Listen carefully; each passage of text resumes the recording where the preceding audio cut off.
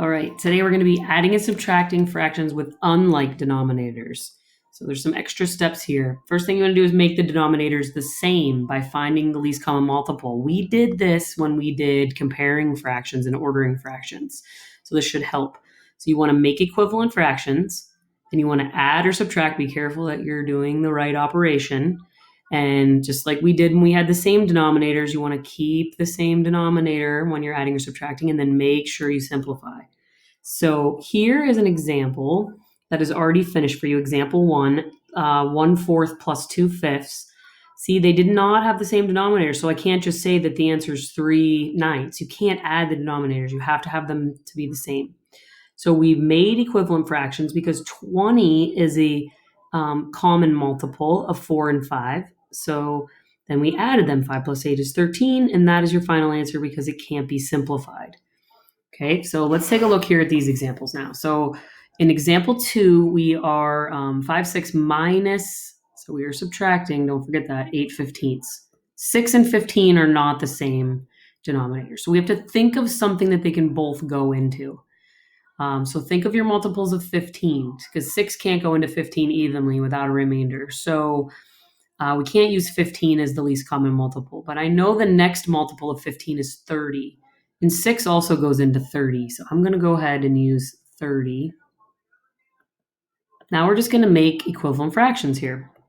So 6 times 5 is 30, so 5 times 5 is 25.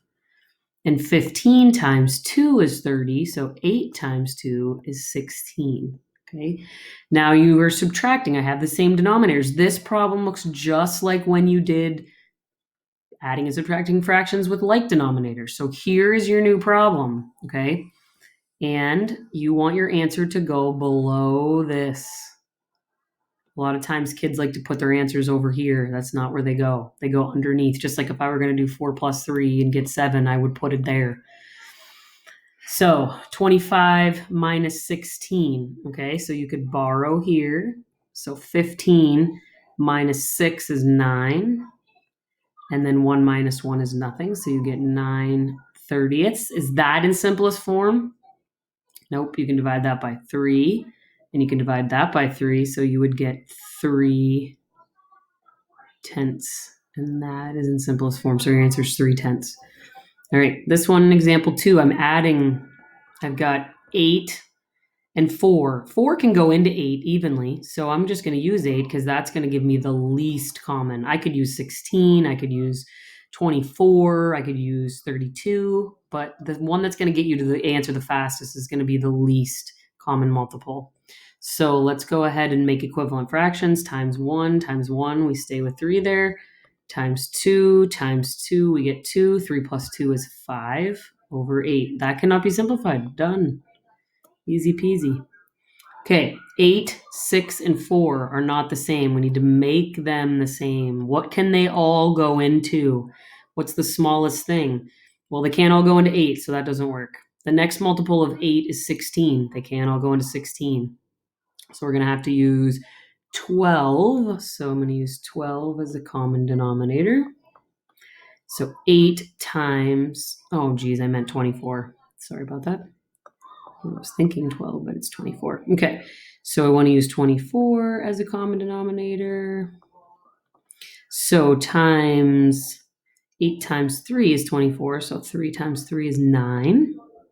6 times 4 is 24, so 4 times 1 is 4. 4 times 6 is 24, so 3 times 6 is 18. Now we've got to add them all up.